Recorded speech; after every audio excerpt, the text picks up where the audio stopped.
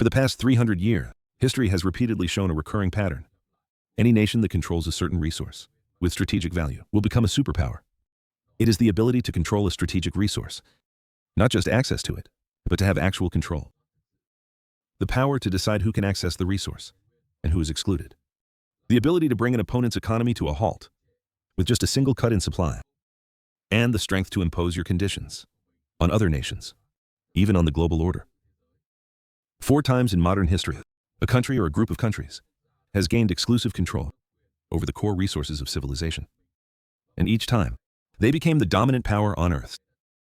In the 1800s, Britain controlled coal, the fuel that launched the Industrial Revolution. Every factory, every railway, every steamship ran on coal. Britain had coal, and the rest of the world needed it. Thus, Britain built the largest empire in human history. By the 1900s, the United States controlled oil, the energy source of the modern world. Every car, plane, and army depended on oil. The U.S. had oil, and other countries needed it.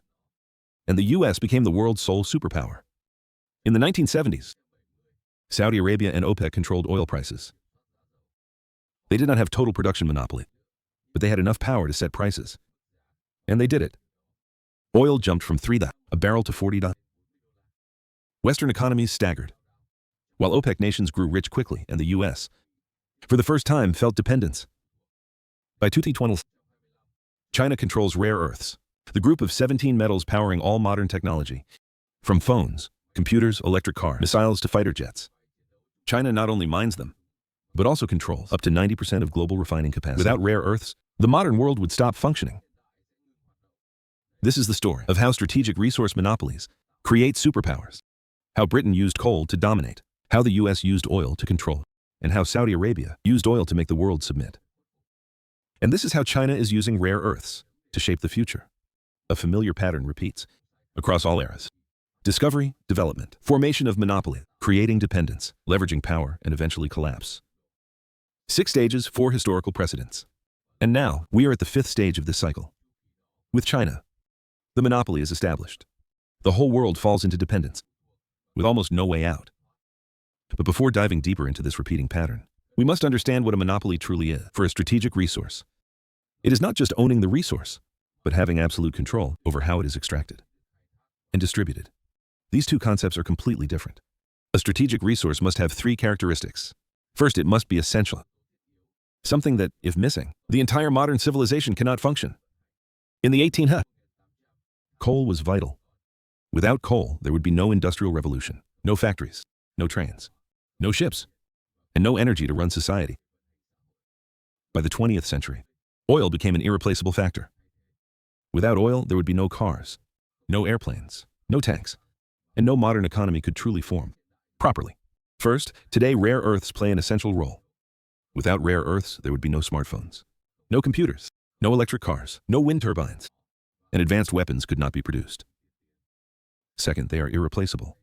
Third, you cannot substitute them with other materials. You cannot operate a nickel industrial-scale steam engine with wood. You cannot run a jet plane on coal. Nor can you make smartphone screens without rare earths. Modern technology requires this resource. It is indispensable for production. Third, they are regionally concentrated. They are not evenly distributed. Only a few places in the world have them, most do not. And if a country controls these resource-rich regions, they also control all the countries dependent on it. When a nation gains exclusive control over a strategic resource, it holds 3 forms of power. Economic power, when it can set prices at will, adjust supply, and extract profits from the rest of the world. Military power, when it can fuel its own armies. While cutting off opponents, they can blockade. They can punish and confront militarily without firing a shot. Political power, when they can force other nations to either align with them or be cut off from supply, or accept their terms, or risk having their economy collapse. This is leverage and pressure. The strongest geopolitical power tool. 4 times in modern history, a nation or group of nations has attained this form of power. Now, let's see what they did and how they leveraged it. Britain in the 1800s as its key resource. Before the Industrial Revolution, the world ran on human power, animal labor, wind and water power. Energy was limited, production was limited, and material wealth was limited. Then coal appeared as a concentrated energy source. It could be burned to heat water, create steam, and run machinery. Suddenly, a single factory could do the work of 1,000 people. A train could transport goods faster than 100 horses. Steamships could cross oceans without relying on the wind. Coal was the key to the Industrial Revolution, and Britain owned vast reserves. The British Isles sat atop enormous coal deposits. By 1800, Britain mined about 10 million tons of coal, 50 million tons, and by 1900 it reached 225 Britain not only mined coal, but also built the infrastructure to use it efficiently. Operating factories, running railways, operating steamships, and as the first industrialized nation, they gained a 50-year lead over the rest of the world. This is what exclusive control gave them.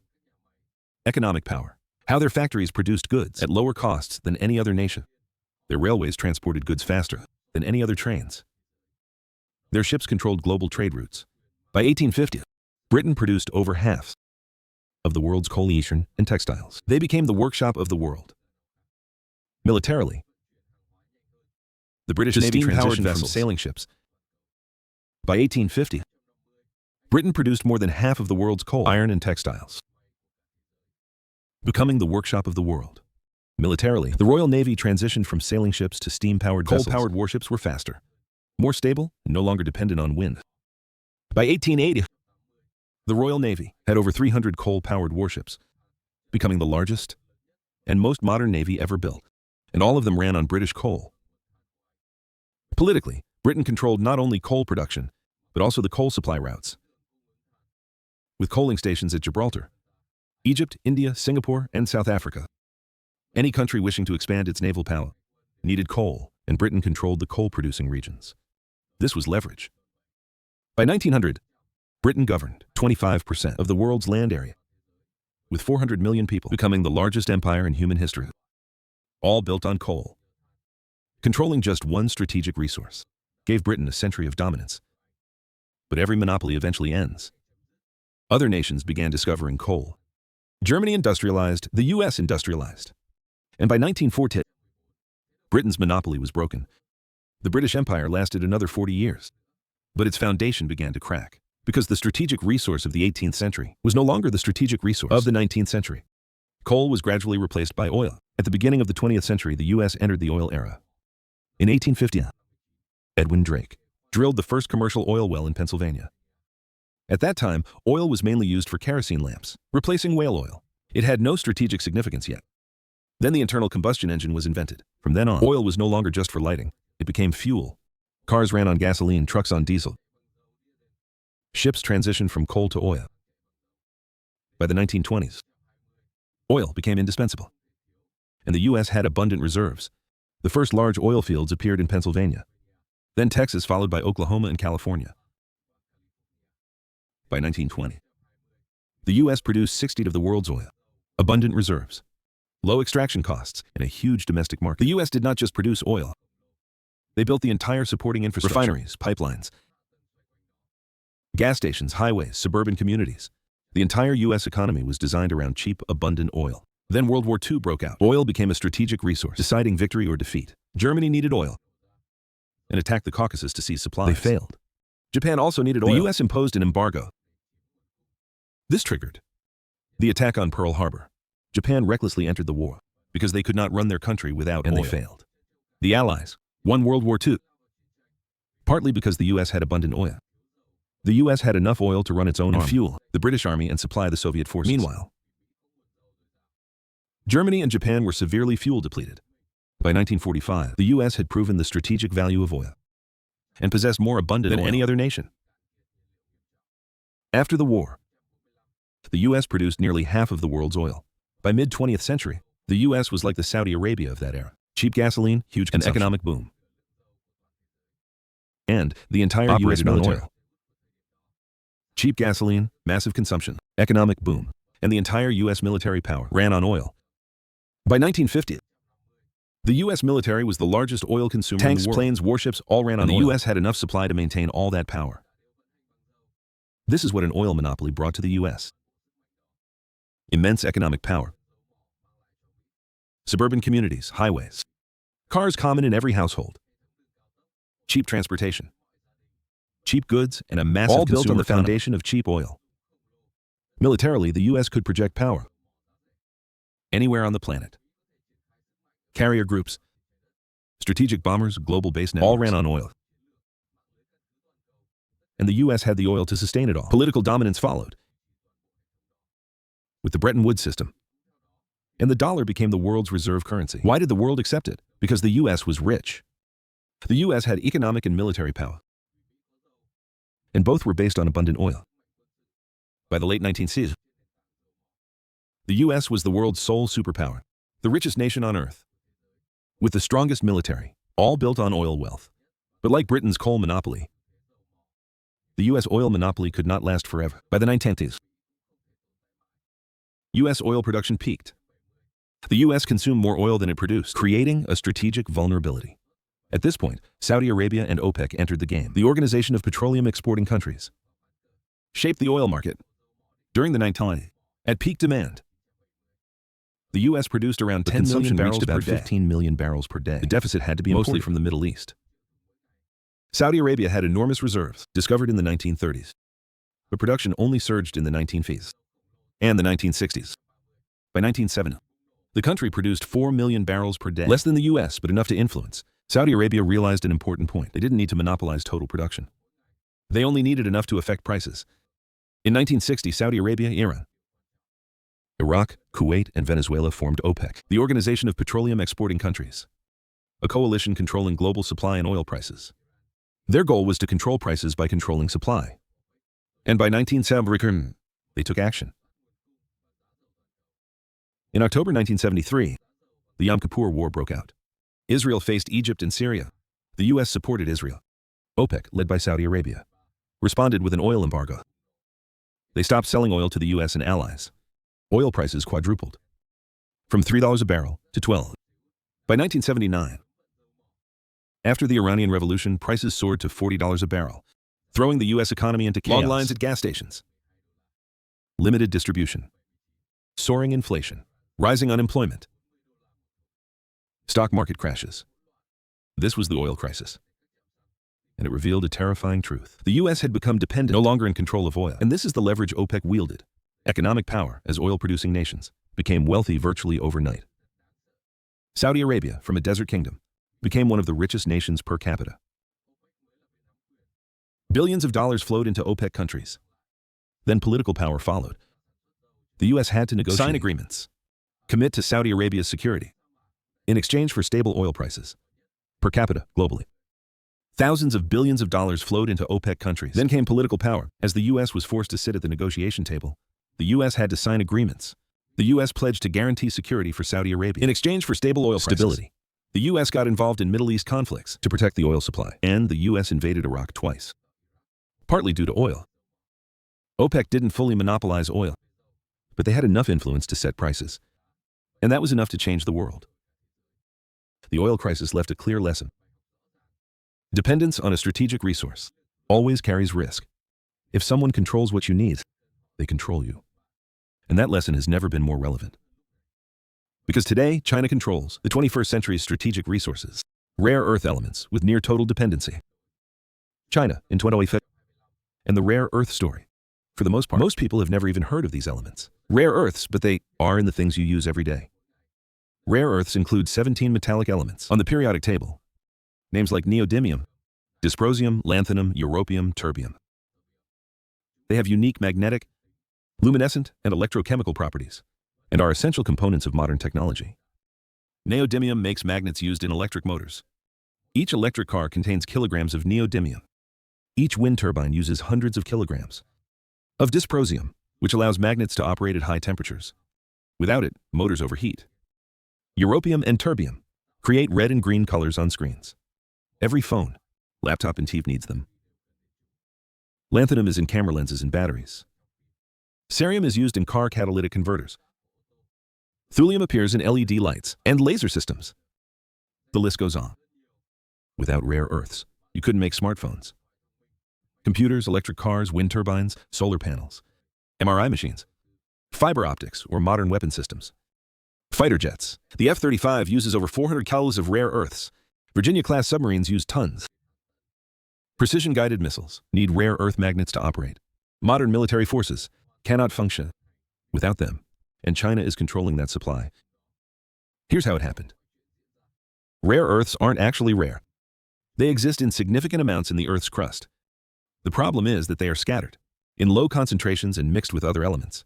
Extraction is difficult and environmentally polluting. In the 1980s, the U.S. was the world's largest producer of rare earths. The Mountain Pass mine in California supplied most of the world's rare earths. Then China entered the market. Chinese mines had lower extraction costs, looser environmental regulations, cheaper labor, and government-subsidized production. By the 2000s, China's rare earths were far cheaper than U.S. rare earths. U.S. companies couldn't compete, and Mountain Pass had to close in 2000.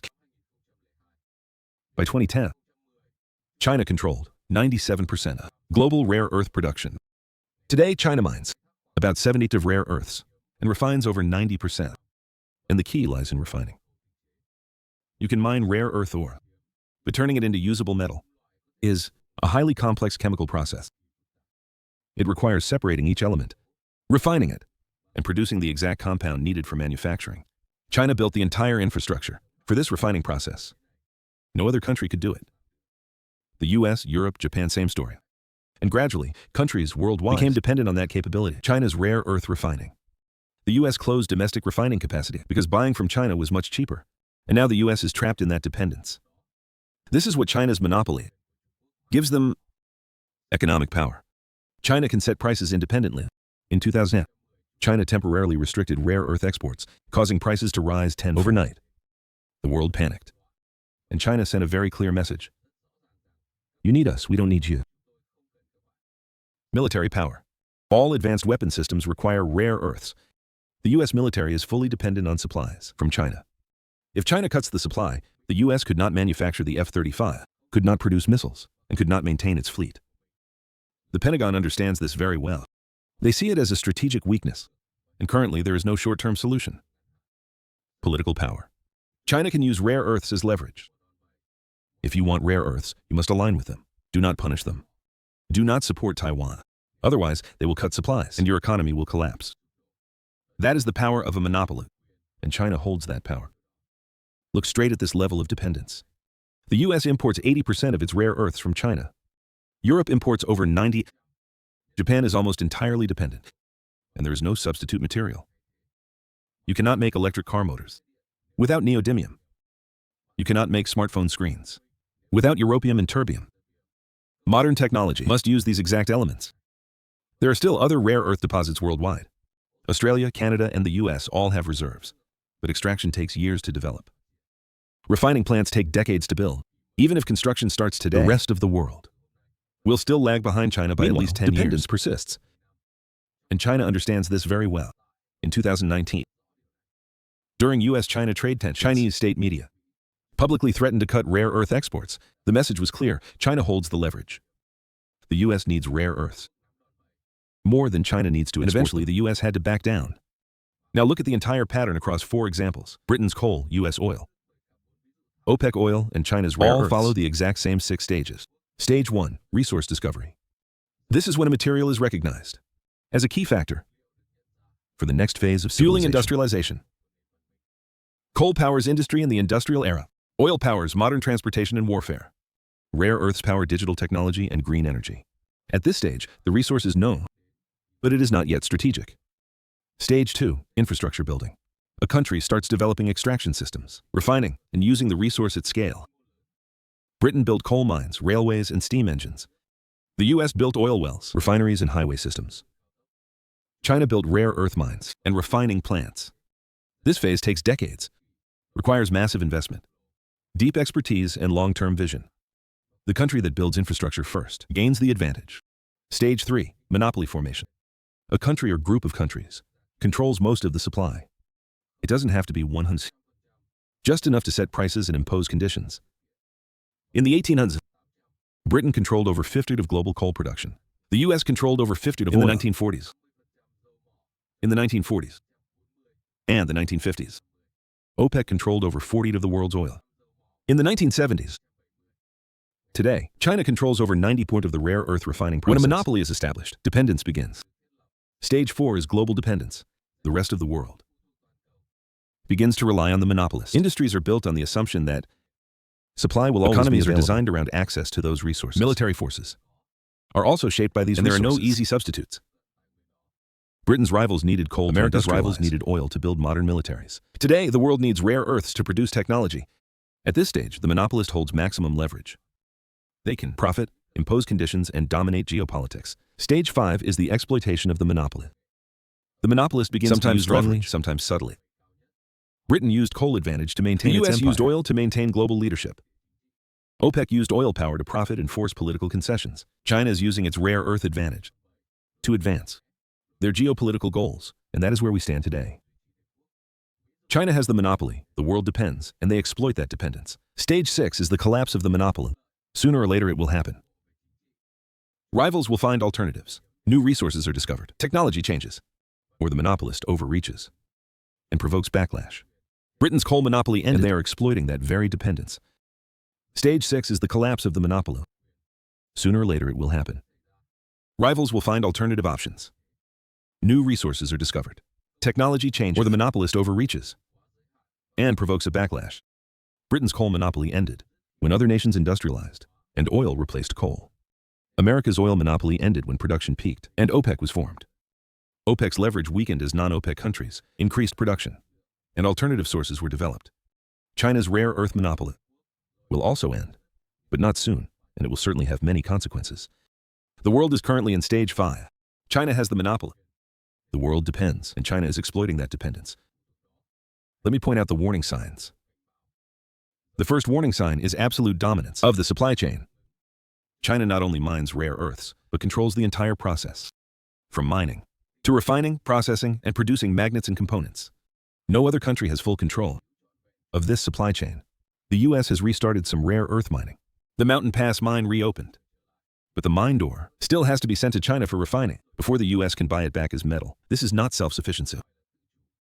It's just dependence with a few extra steps. A warning sign. The second is no short-term alternatives. Building a rare earth refinery takes 7-10 years. Training skilled labor takes several more years. Developing expertise takes decades. Even if the U.S. and Europe start building capacity today, they cannot achieve self-sufficiency before 2030. And China knows this very well. They know these two regions have a 10-year window, during which they cannot escape dependence. The third warning sign is rising demand. Demand for rare earths is exploding. Electric vehicles are gradually replacing gasoline cars, and each EV requires 10 times the rare earths of a conventional car. Wind turbines are being built everywhere, and each turbine needs hundreds of kilograms of rare earths. Electronic devices are becoming more ubiquitous. More phones, more computers, more devices, all requiring rare earths. By 2030, rare earth demand is predicted to triple, and China still controls the supply. The fourth warning sign is weaponizing the supply. China has previously threatened to cut rare earth exports. In 2018, during a dispute with Japan, China restricted rare earth exports, causing panic in Japan's electronics industry. In 2019, China continued to threaten the U.S. amid trade tensions. They did not fully act, but the threat was real. And as U.S.-China tensions increase over Taiwan, trade, and geopolitics, the risk of turning rare earths into a leverage grows ever greater. The fifth warning sign is stockpiling. For national defense, the U.S. has a strategic stockpile of rare earths, but it is very small. Enough to maintain weapons production for a few months, and completely insufficient for a prolonged conflict or an actual blockade. Meanwhile, China has been stockpiling for many years, building reserves, ensuring supply and preparing for a future, where rare earths become a key point in any confrontation. And what does this mean for you? For the economies, for national security and everyday life. If China cuts rare earth exports, the global economy will come to a halt. Not just slow down, but stop completely. No new iPhones, no new electric cars, no new wind turbines. Existing electronics manufacturing plants will stop operating. After just a few months, the supply chain will collapse entirely. Corporations like Apple, Tesla, and Samsung all depend on rare earths from China. If the supply is cut, production will stop, and the stock market will plunge. Regarding national security, the U.S. military cannot operate without rare earths. If China cuts the supply, the U.S. will not be able to produce new weapons. The F-35 program will stop. Missile production will halt. The technological advantages the U.S. military relies on, like precision guidance, Enhanced imaging and advanced sensors all require rare earths, and the US is still dependent on China to obtain them. This is a strategic disaster waiting to happen. Imagine your phone breaks, and you cannot replace it. Your car breaks down, and you cannot buy a new electric car. Your laptop dies, and there's no new device to replace it. That is the scenario if rare earth supply is cut. The modern world would stop without them. And here's the question everyone asks. Can't we find substitute materials? Or mine ourselves? Or escape this dependence? The answer is yes, but not soon. Mining is entirely feasible. The US, Australia, Vietnam, and many other countries all have rare earth deposits. The Mountain Pass mine is operational again. Many new mines are being developed, but mining only solves half the problem. Refining is the bottleneck. Building refining capacity takes a whole decade. China spent 30 years developing its refining system. The US is trying to do it in 10 years. This effort might succeed. But the vulnerability remains in the meantime. Current alternatives are very limited. Researchers are looking for new materials, from rare earth-free magnets to screens using other compounds. But that technology is not ready. And even with breakthroughs, commercialization will take many more years. Recycling can help partially. Rare earths can be recovered from old electronics. Recycling infrastructure barely exists. And relying solely on recycling cannot meet demand. The US discards about 1.5 million tons of electronic waste annually, but less than 1% of rare earth from it is recycled. The rest ends up in landfills or shipped to China, where rare earths are extracted and sold back at high prices. And here is the harsh truth. The US and the West made a strategic mistake. They allowed China to gain control of a resource they knew was essential. This happened because in the short term, it was cheaper. Production was outsourced. Domestic capacity was shut down. Dependence formed. And now its consequences are unavoidable. China didn't get this position by luck. They planned ahead. In the 1990s, Deng Xiaoping said, "The Middle East has oil. China has rare earths." He understood their strategic value. And China invested correctly. They built mines. They built refineries. They subsidized production until competitors were forced out of the market. They gained the monopoly, and now they hold the leverage. The same leverage you once had with coal. And the same leverage the US once had with oil. The leverage OPEC once had when setting oil prices. When a country controls a strategic resource, they step into a superpower position. And China is holding that control. Let's compare these four monopolies. Your coal monopoly lasted about 100 years, from 1800 to 1900. It ended when other countries industrialized, and oil replaced coal. The US oil monopoly lasted about 30 years, from 1945 to 1975. It ended when production peaked and OPEC was formed. OPEC's leverage lasted about 15 years, from 1973 to 1988. Then it weakened as non-OPEC production increased, and demand decreased. China's rare earth monopoly started around 2000. 15 years have passed, and unlike previous monopolies, China's control is becoming increasingly rigid. China continues to expand capacity and strengthening supply chains. They are not pausing, but consolidating their position, and the window to escape dependence is gradually closing. 4 times in modern history, control of a strategic resource determined the global balance of power. Coal created the British Empire. Oil created America's leading power. Leverage from oil created OPEC's prosperity. And the strategic heart of the Middle East, controlling rare earths, is giving China power. Leverage over the entire developed world. The pattern repeats itself. Discovery, development, monopoly, dependence, leverage, and eventually collapse. But the world is currently in phase 5, the leverage phase, and this phase could last for decades.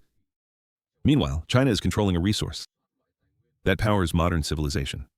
Every technology, every military system, every green energy solution depends on supply from China. That is the rare earth trap, and the world is stuck in it. Many argue this is an exaggeration, that the market will self-correct, that substitutes will emerge, that China will never cut supply, because they need the global market. But that is exactly what his rivals once said about coal, and what America's rivals once said about oil. And it is also what Apex's clients thought before the sanctions hit. Dependence is still dependence, and when you rely on a rival for something essential, you will always be the weaker side. China has understood this for years, and so have other powers. The question is whether the public understands this, and whether concrete actions can be taken before it's too late. Because right now, China is positioning its rivals exactly where it wants them. Dependent countries, vulnerable, and with no escape in sight. That is the power of controlling a strategic resource. And that is the rare earth trap. If this makes you view the future of technology, geopolitics, and power from a different perspective, subscribe to the Knowledge Station channel to stay updated with more information. Because when China activates this leverage, when the rare earth crisis becomes undeniable, you will want to know what happened and why. This pattern has repeated 4 times. Coal, oil, once again, and now rare earths.